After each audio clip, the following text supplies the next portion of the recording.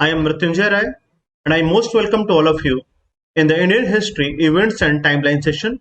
This session is especially for prelims. नमस्कार, मैं मृत्युंजय राय और मैं आपका स्वागत करता हूं भारतीय इतिहास के क्रमबद्ध अध्ययन की सभा में, और यह सभा केवल प्रारंभिक परीक्षा के लिए है. This session would be in bilingual and special mainly in English. The board work will be in English only. यह सभा द्विभाषी सभा होगी, इसमें हिंदी और इंग्लिश दोनों में होगा, लेकिन बोर्ड पे जो लिखा जाएगा वो केवल इंग्लिश में लिखा जाएगा. तो let's start the session. We will start the session from ancient history. हम प्राचीन काल से सभा को प्रारंभ करते हैं. हमारा सबसे पहला सवाल जो प्राचीन भारत के इतिहास में आता है, या जो मेरे जहन में पहला सवाल आता है, वो ये कि what do you mean by history? आप इतिहास से क्या समझते हैं? और दूसरा सवाल ये होता है कि what is the need of study of history? तो पहले सवाल का जवाब ये है, study of our past in very chronological ways, in very chronological manner, that is the history. इतिहास हमारे अतीत के घटनाओं का क्रमबद्ध अध्ययन है. और जहां तक सवाल है कि हम इतिहास पढ़ते क्यों हैं, तो इसका सबसे सिंपल जवाब रोमिला थापर जी ने दिया. She told to learn from our past, implement in present for better and prosperous future. कहा अपने अतीत से सीखो, अपने वर्तमान में लागू करो, ताकि हमारा भविष्य क्या हो? बेहतर हो और उज्जवल. According to, and some more definitions are written here. Study of causes and significance and their impact about its important events with their timelines which occurred in past.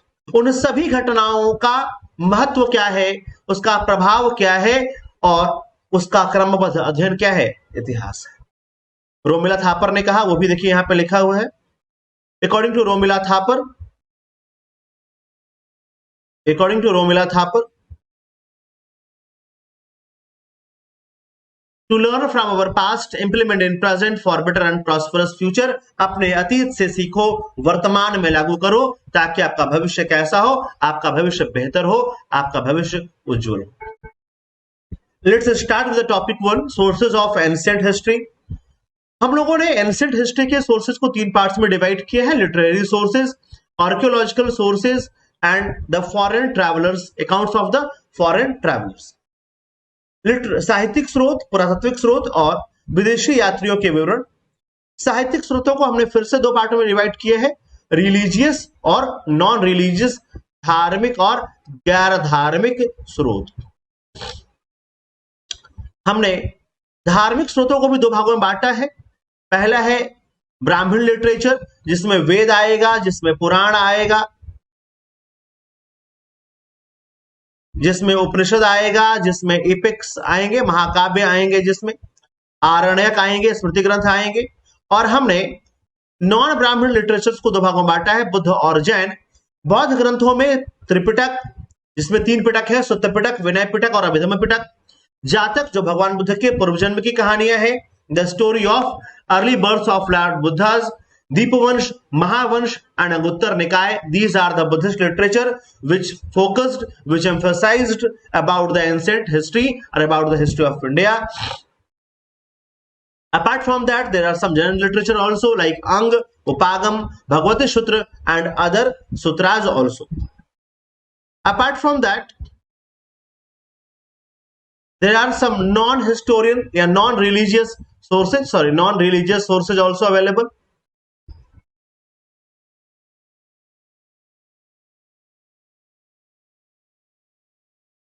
Like अर्थशास्त्र written by महाकवि Kalidas, Ashtadhyayi written by Panini, Avanti Sundaram written by महाकवि दंडेन, अभिज्ञान Shakuntalam written by महाकवि कालिदास, विक्रमो वर्षियम, किरातार्जुनीयम, मुद्रा राक्षस written by Vishakhadatta, and lots of non-literary sources, non-religious literary sources which is available to tell us about the history, जो कि हमारे पास उपलब्ध है भारत के इतिहास की जानकारी की.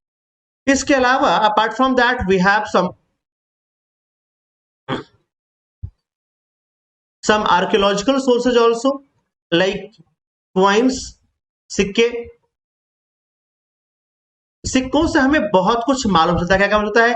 टाइम, राजा का कार्यकाल क्या था, राजा का इकोनॉमिक कंडीशन कैसा था, क्योंकि कार्बन 14 जैसे आप करेंगे आपको मालूम चलेगा उसके इकोनॉमिक कंडीशन के बारे में, उसके रिलीजन के बारे में, उसके कल्चर के बारे में, और राजा की रुचियों और अभिवृत्तियों के बारे में जानकारी हमें कॉइन से मिलेगी, सिक्कों से मिलेगी। Like a king named Samudragupta was depicted as playing veena upon his coin. It symbolizes that the king is the music loving king. There is a king of Satavahan dynasty, Satakarni. The ship was depicted upon their coins. It means they have the external traits. They have external traits. The king promote external traits. तो राजा के बारे में जानकारियां हमें मिलेगी, हमें वहां से रिलीजियस जानकारियां भी मिलेंगी। Like the all Guptas coins the Garuda was depicted, it means they are the follower of lord Vishnu. And another thing, the Garud was, the eagle was their state emblem. Apart from that, there is a horse tied with a pillar of yajna.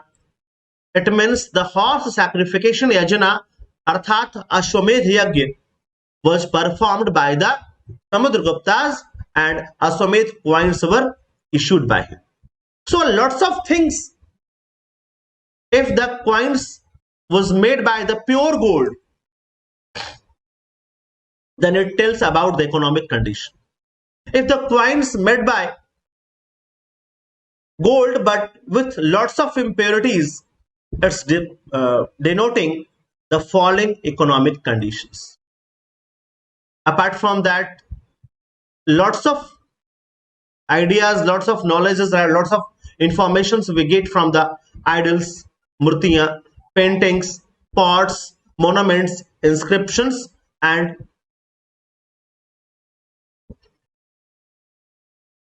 all goods which found in the evacuation. वो सभी वस्तुएं जो उत्खनन से हमें प्राप्त हुई, वो सारी वस्तुएं उस काल का इतिहास हमें बताती। Apart from that, there are some foreign travelers who arrive in India, like Greek travelers, Megasthenes, Greek travelers like Megasthenes, Arabian like Al-Biruni, Chinese Wenshan, Fahian, Singh, and a Tibetan like Taranath. They all have written about the Indian society, Indian culture, Indian tradition, Indian philosophy, Indian religious, and about the administration and king. For example, Megasthenes describe about the palace of Patliputra of Mauryas, and he compared the palace of Patliputra with the palace of Ekna, Batuta, and Susa. So this is the all which we come to know from the European or from the foreign travelers account. Okay, so this is the sources of knowing history. History is divided into three parts. Yes, prehistory,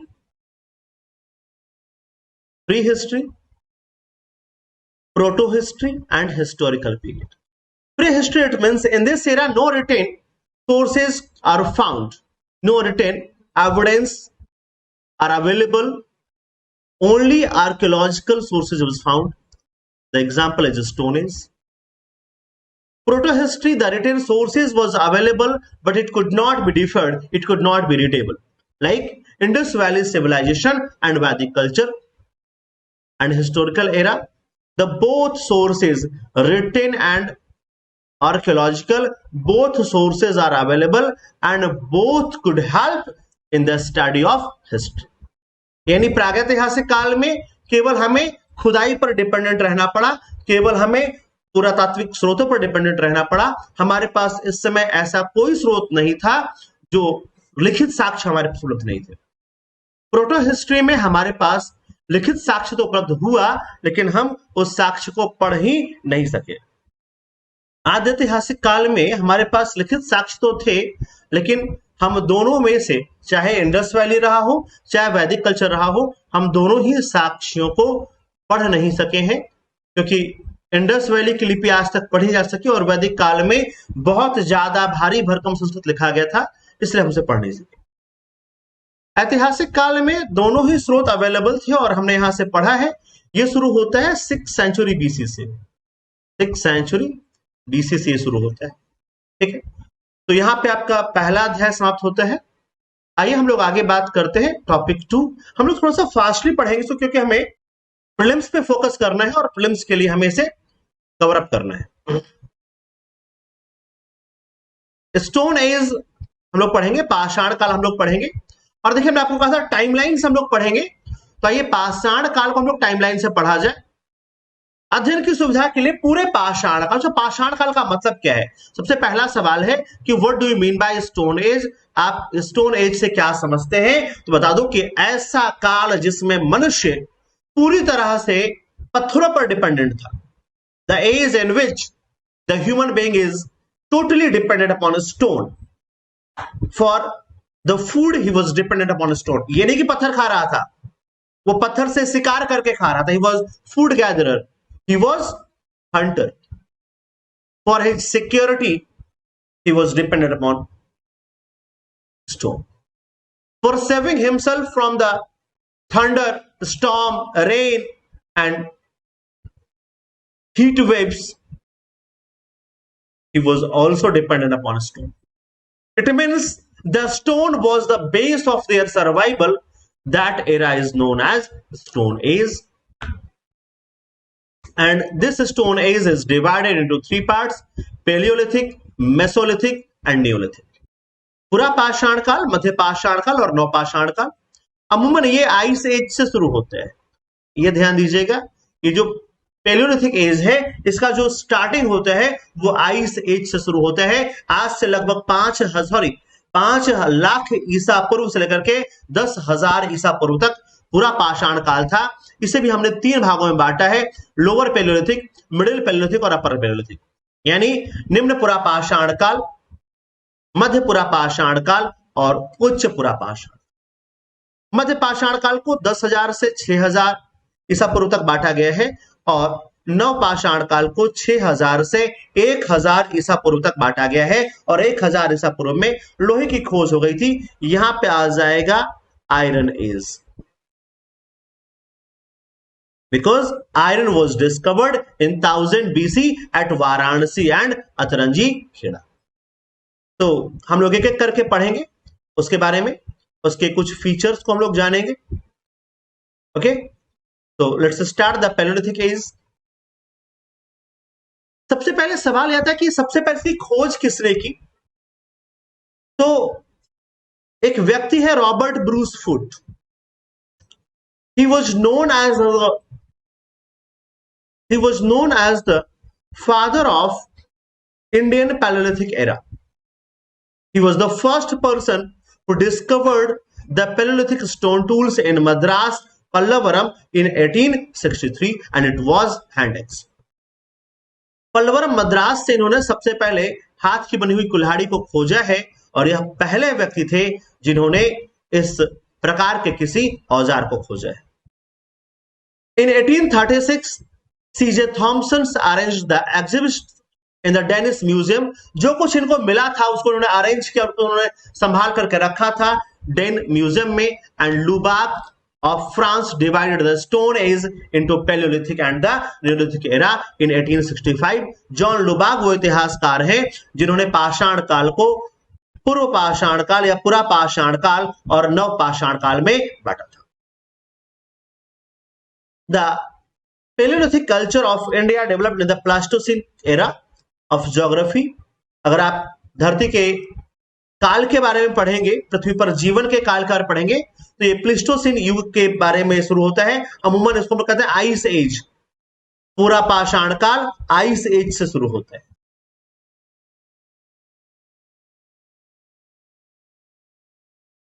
उसके बाद L Cambridge university का expedition होगा और D टेरा और Peterson के नेतृत्व में एक दल आएगा जो भारत में पूरा पाषाण काल की खोज करेगा।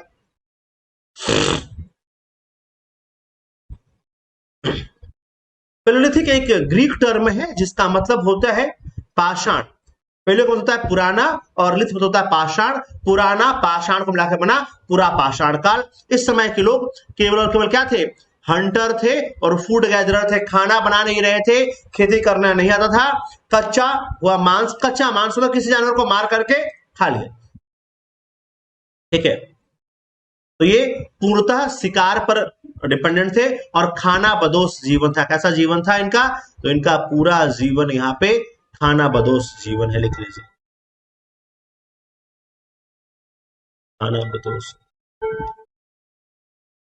No human evidences was found in this era and rock painting और रॉक कार्विंग्स जो है भीमबेटका की, वो इस काल की। मेरे ध्यान दीजिएगा, भीमबेटका का जो केव है, केव शेल्टरिंग और भीमबेटका के जो केव्स की पेंटिंग और कार्विंग्स है, वो लगभग तीनों फेजेस में पाई जाएगी। आपको तीनों फेजेस के पेंटिंग भीमबेटका में दिखेंगे, Palaeolithic, Mesolithic and Neolithic. So rock painting was started, rock carvings was started in this era and evidence of rock sheltering was also found. पत्थरों में छुप जाकर के अपने आप को बचाने की भी कला इनको आती थी। Okay, in Bhimbetka painting, the rituals reflects of this era and Paleolithic art are characterized by the red and green colors. इनमें लाल और हरे रंग का प्रयोग हुआ है इनिशियली। आइए आपको मैं दिखाता हूं कुछ पैलियोलिथिक वेपन्स। ये देखिए, ये आपको वेपन दिखाई दे रहे होंगे। Chopper, chopping, pebble, hand axe, scraper, pointer, blade, core and triangle. These all are the weapons of Paleolithic era. Okay, now we will discuss about the Paleolithic sites which are the most important in the prelims examination. The first one is the Potwar region. Potwar is in Pir Panjal, Pakistan. Potwar is in Pir Panjal, Pakistan, and Handex was found from here. Second one is Pahalgam and Kashmir at the bank of Lidar River, and Handex was found from here. Hathnora village, Madhya Pradesh, Narmada River Valley, and evidence of human skull. मानव खोपड़ी का पहला साक्ष्य यहां से मिला था। क्या मिला था? मानव खोपड़ी का प्रथम साक्ष्य आपको हथनौरा से मिलेगा। Bhimbetka, Madhya Pradesh, Raisen district, evidence of oldest cave sheltering was found. Adamgarh, MP, Hoshangabad district, stone weapon and tool were found. यहां से आपको पत्थर के औजार और पत्थर के हथियार मिले। लोहदा नाला, ये प्रयागराज उत्तर प्रदेश में है, बेलन नदी घाटी में है, बेलन रिवर वैली है, और यहां से हड्डी की बनी हुई मातृ देवी की मूर्तियां प्राप्त हुई हैं। ये थे आपके साइट्स। इसके अलावा कुछ साइट्स हैं लाइक पल्लवरम, मद्रास। यहां सबको पहले था हैंडेक्स मिला था। किसको मिला था?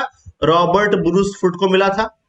रॉबर्ट ब्रूस फुट को मिला था। ठीक है, हैंडराइटिंग मेरी ही है, थोड़ा जल्दी से मैं पहले लिख रखा है। निवासा एंड चिरकी, ये महाराष्ट्र में है। यहां से भी हैंडएक्स, स्क्रैपर, पॉइंटर और ब्लेड मिले हैं। यानी कौन सा एग्जाम में सवाल कैसे आता है? Which are the palaeolithic sites, which are the mesolithic sites, which are the neolithic sites, and what is found from there. What is found from there could be asked in the state PCS examination. We will discuss here about the UPSC and some other state PCS and other examinations. So next is medieval Mesolithic era. Mesolithic, it means Madhya Pashan Kal. Mesolithic, it was the intermediate stage in the Stone Age and it was the known as Microlithic Age. Microlith means the small stone weapon. Small stone weapon was found. The domestication of animals have been witnessed from MP and Rajasthan. In MP there was the Adamgarh, and in Bagor there was in Rajasthan. And first evidence of human skeleton was found in this era also. So let's study about the important site. First site is the Bagor. Bagor is in Rajasthan. Bhilwara river, Rajasthan. In Bhilwara, Rajasthan, river is Kotari river, the largest Mesolithic site in India, and the first evidence of animal domestication was also found. Langhanaz is in Gujarat, and first dry evacuated sites 14 sand mound, 14 बालू के टीले मिले. यहां से क्या मिले? 14 बालू के रेत के टीले यहां से मिले हैं. ओके, और यहीं से ह्यूमन स्केलेटन, मानव कंकाल भी प्राप्त हुआ है. इसके बाद एक और जगह है सराय नहर राय, ये प्रतापगढ़ उत्तर प्रदेश में है. यहां से स्तंभ गर्त मिला है. पिट ड्वेलिंग मतलब होता है स्तंभ गर्त. पिट ड्वेलिंग मिला है, और ये भी हत्या का प्रथम साक्ष्य. देखो जगह कौन सी है? प्रतापगढ़. हत्या का प्रथम साक्ष्य मिला. कैसे मालूम चला? How could be know it is murder? लाश को देख करके कैसे मालूम चला कि हत्या थी, आत्महत्या नहीं थी? There was a skull found in which stone was inserted. एक खोपड़ी मिले, कंकाल मिला है खोपड़ी का, उसमें अंदर तक पत्थर घुसा हुआ था. तो ये कंसीडर किया गया कि it was the first evidence of murder. Mahadaha is also in Pratapgarh Uttar Pradesh, and bone and horn weapon was found from here. यहां से बड़ी मात्रा में सिंह और हड्डियों के वेपन प्राप्त हुए हैं. इसके बाद हम बात करेंगे आदमगढ़ की. आदमगढ़ होशंगाबाद में है, होशंगाबाद मध्य प्रदेश में है, और यहां से पशुपालन का प्रथम साक्ष्य मिला है. ओके, यहां से क्या मिला है? पशुपालन का प्रथम साक्ष्य मिला है. So this is all about the Palaeolithic and Mesolithic. In the next session, we will discuss about the Neolithic. Thank you so much. Thanks for watching. Keep enjoying. Jai Hind.